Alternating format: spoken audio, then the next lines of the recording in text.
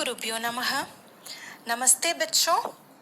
आज हम लाख की चूड़ियां पाठ का अगला भाग पढ़ने वाले हैं। क्या आप सब तैयार हैं? ठीक है, चलिए आगे का पाठ हम पढ़ते हैं। लेखक कहते हैं, हर गर्मी की छुट्टी में वे अपने मामा के यहाँ चले जाते थे। गर्मी की छुट्टी यानी समर हॉलीडेज में वे अपने मामा के यहाँ चले जाते थे। 1-1.5 महीने वहाँ रहने के बाद ही वह वापस आते। लेखक 2-3 बार ही वहाँ गए होंगे। तब तक उनके पिताजी की बदली दूर शहर में हो गई। पिताजी की बदली यानी पिताजी की ट्रांसफर आकर दूर शहर में हो गई। लंबी अवधि तक वे वहां न जा सके। लंबी अवधि यानी लॉन्ग पीरियड तक वे वहां न जा सके।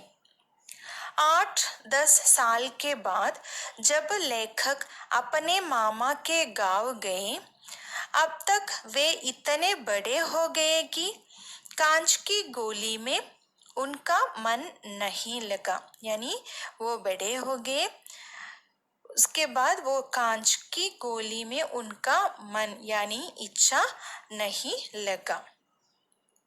गांव में रहते हुए भी लेखक को बदलू की याद नहीं आई।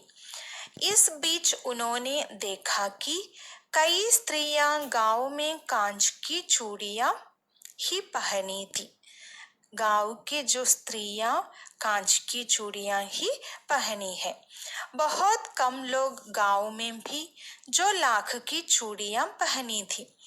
एक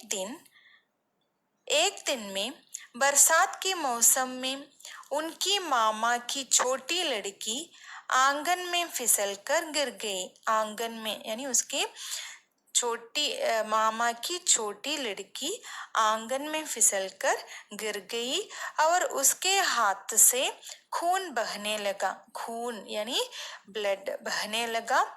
वह कांच की चूड़ी पहने हुई थी जो टूटकर हाथ में घस गई। तभी उसे अचानक बदलू की याद आ गई। वह शाम को घूमते घूमते बदलू के घर चला गया। बदलू नीम पेड़ के नीचे एक घाट पर लेटा था। लेखक ने उन्हें नमस्ते कहा, परंतु बदलू उसे नहीं पहचान सका। वह बड़ा हो गया था ना। वह बहुत देर तक उसे निहारता यानी देखता रहा। लेखक ने अपना परिचय दिया कि वह जनार्दन है जो बचपन में उनसे गोलियां लेकर जाता था। थोड़ी ही देर में लेखक को सभी कुछ याद आ गई और वह झट से पूछने लगा, बैठो लाला, बहुत दिन बाद गांव आए। लेखक ने भी जवाब दिया कि वह इधर न आ सका। कुछ देर दोनों चुप रहे। लेखक आसपास नजर दौड़ाई और पूछने लगे, आजकल काम नहीं करते? बहुत दुखी मन से बदलू ने उत्तर दिया कि आजकल उसकी चूड़ियां कोई नहीं खरीदता। आज तो मशीन का युग है। सभी स्त्रियां कांच की चूड़ियां ही पसंद करती है। यही नहीं, खेत में भी मशीन से ही जोते जाते हैं। लेखक ने कहा, कांच तो जल्दी टूट जाता है काका। बदलू ने खांसते हुए जवाब दिया कि कांच तो नाजुक होता है। खांसते हुए यानी बदलू ने खांसते हुए, खांस का मतलब क्या है? कॉफ। बदलू की स्थिति दयनीय थी। अवस्था के साथ साथ शरीर ढल चुका था अथवा हाथों पर और माथे पर नसें उभर आई थी। माथा यानी फोरहेड, नसें यानी नर्व उभर आई थी। लेखक को लगा कि बदलू को दमा है। न जाने कैसे बदलू ने लेखक की बात भांप ली। वह झट से उत्तर देने लगा कि उसे फसली खांसी है, 2 महीने से है, 10-15 दिन में ठीक हो जाएगी। उन्हें देखते ही लेखक को पता चल गया कि बदलू को अंदर व्यथा छिपी है, यानी वह बहुत दुखी है। मशीन युग ने बहुत से लोगों के हाथ काट दिए हैं। कुछ देर वहां मौन छा गई। फिर लेखक ने पूछा, आम की फसल अब कैसी है?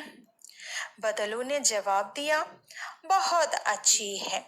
अपनी बेटी रज्जों को आवाज देकर आम लाने को कहा। लेखक को तुरंत वह दिन याद आ गए जो बहुत ही मजेदार थे। काका उनकी खातिर करता था, मलाई और आम खाने को देता था। फिर मैंने गाय के बारे में पूछा। बदलू ने कहा, वह उसने बेच दी। उसने अपनी लाचारी बताते हुए कहा कि कहां से गाय को खिलाता। सचमुच मुझे उनकी यह बात सुनकर दया आ गई। तभी उनकी बेटी रज्जो ने एक डालिया में ढेर से आम ले आई। काका उसे खाने का आग्रह किया और हंसते हुए कहा कि उसकी उम्र में वह 4 आम एक समय में खा जाता। रज्जो ने अपने हाथ में 4-5 रखकर लेखक की ओर बढ़ा दिया। रज्जो ने अपने हाथ में 4-5 रखकर लेखक की ओर बढ़ा दिए। उसके हाथ में भी लाख की चूड़ी ही थी। वह भी लाख की चूड़ियां पहने थी, जो बहुत सुंदर दिख रही थी। लेखक उसकी गोरी गोरी कलाइयों को देख ही रहे थे कि बदलू ने उनकी ही देख ली और कहा, यही आखिरी जोड़ा जमींदार की बेटी के विवाह के लिए बनाया था, पर मैंने उन्हें नहीं दिया। 10 आने पैसे दे रहे थे, कह दिया कि शहर से खरीद ले। लेखक ने आम खा लिए और खाने के पश्चात चले आए। लेखक को इस बात की खुशी हुई कि बदलू ने हार कर भी हार नहीं मानी थी। बदलू का व्यक्तित्व कांच की चूड़ियां जैसे न था कि जो आसानी से टूट जाए। सचमुच बच्चों, मशीनी युग ने कई मजदूर भाइयों की स्थिति दयनीय कर दी है। जहां मशीन प्रगति का सूचक माना जाता है, वही मशीन कुछ लोगों के लिए कष्ट और दुखद स्थिति का रूप धारण कर चुकी है। मशीनी युग से बदलू के जीवन में यह बदलाव आया कि बदलू का व्यवसाय बंद हो गया। वह बेरोजगार हो गया। काम न करने से उसका शरीर भी ढल गया। उसके हाथों माथे पर नसें उभर आई।